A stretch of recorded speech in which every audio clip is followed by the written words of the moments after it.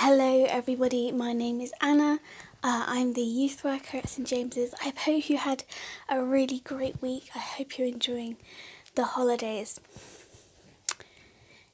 You are going to need a Bible. We're going to be looking at a Bible passage from Matthew today. So if you haven't got one, pause this video right now and go and find one. One of my favourite foods in all the world is custard. I love custard. I would very happily eat just a bowl of custard, and I have done many a time, and I'm sure I will do again in the future. Today it's a little hot for normal custard, but you can actually get frozen custard as well, which is a little bit like ice cream but slightly different. But as well as being delicious, did you know that it's possible to walk on custard? Not frozen custard, just normal custard that you pour on your apple crumble.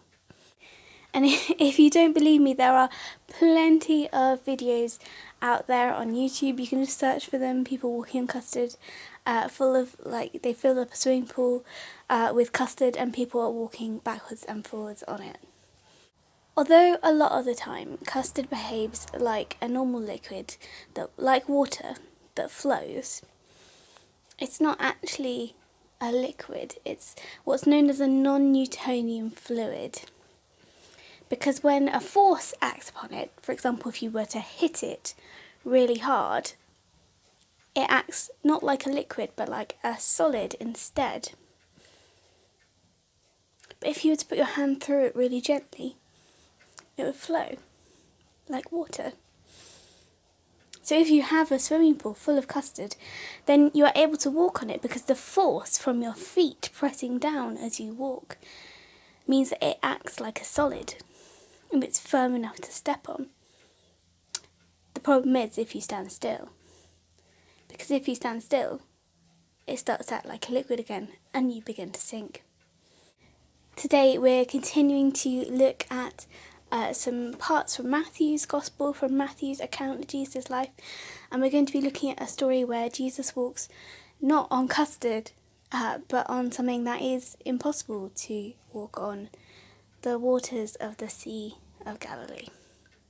So we're going to read this together.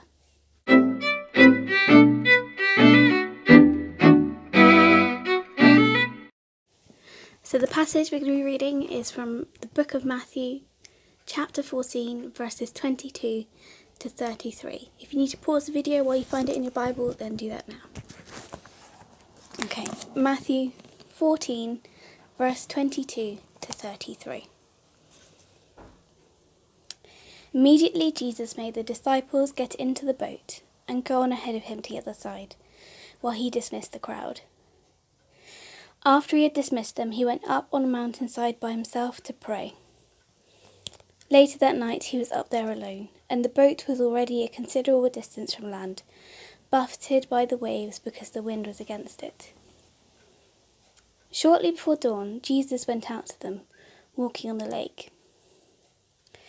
When the disciples saw him walking on the lake, they were terrified. "It's a ghost," they said, and they cried out in fear.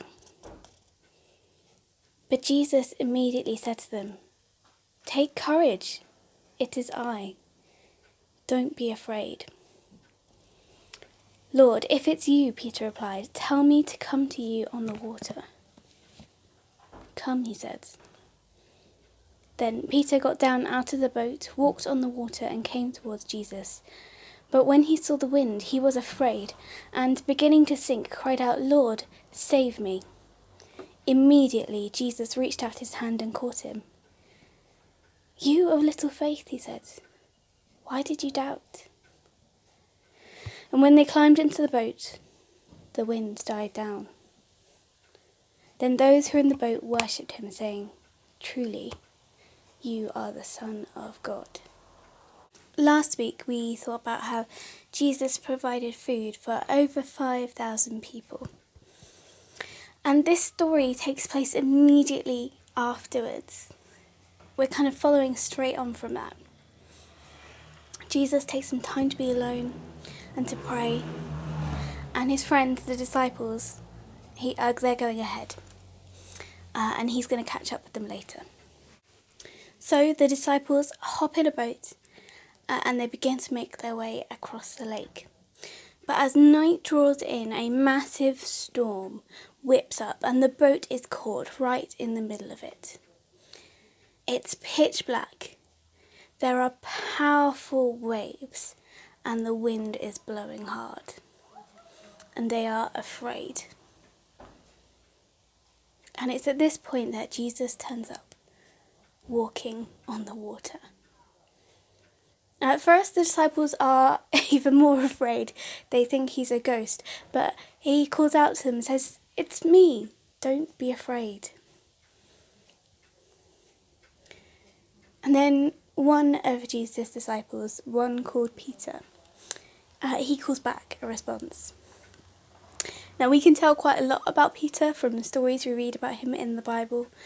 He's quite impulsive. He doesn't always think things through, but he really does love Jesus. I find him very relatable. He makes mistakes, he messes up, but he always comes back to following Jesus. This is a moment where I don't relate to Peter. Peter sees Jesus walking on the water and says, "Let me come to you. I would like to try walking on the water." And Jesus says, "Yes, walk over to me." And so he hops out the boat.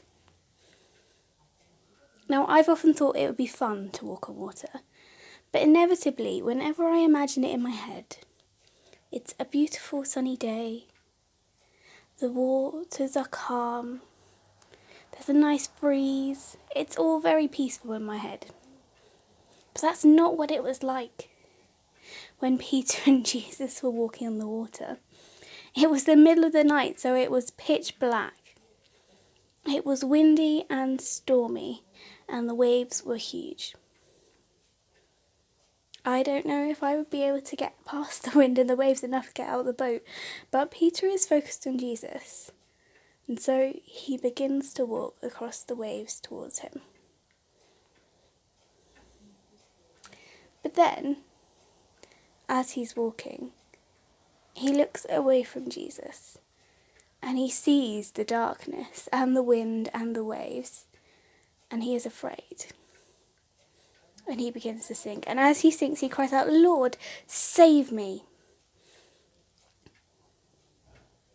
And Jesus is right there to catch him. But he also asked him a question. Why did you doubt? Why do you think Peter doubted? Well, the darkness and the wind and the waves were terrifying. There's no doubt about that. I think anyone in that situation would be scared. But what Peter doubted was Jesus, about who Jesus was.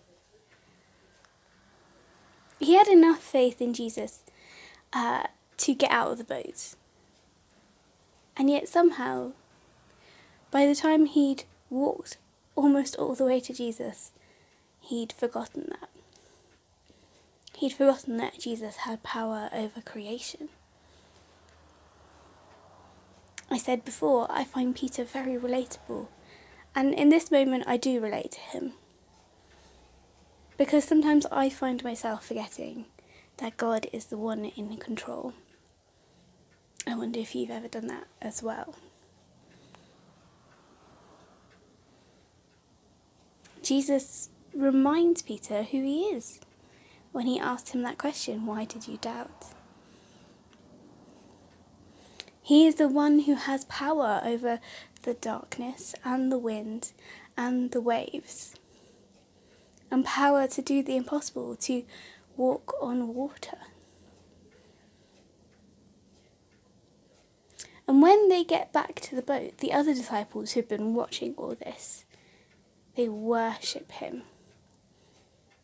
And that's a really big deal, because only God is supposed to be worshipped. So by worshipping him, they're recognising who Jesus is. They're recognising that he is the Son of God. I like this story because it's a story about Jesus' power, but it's also a story about Peter and Jesus. It's a story about how Jesus has power over all creation, but also how he cares for one person. If you had to choose one thing that you're going to think about more this week from this passage, you want to keep thinking about, that you want to keep coming back to, what one thing would you choose?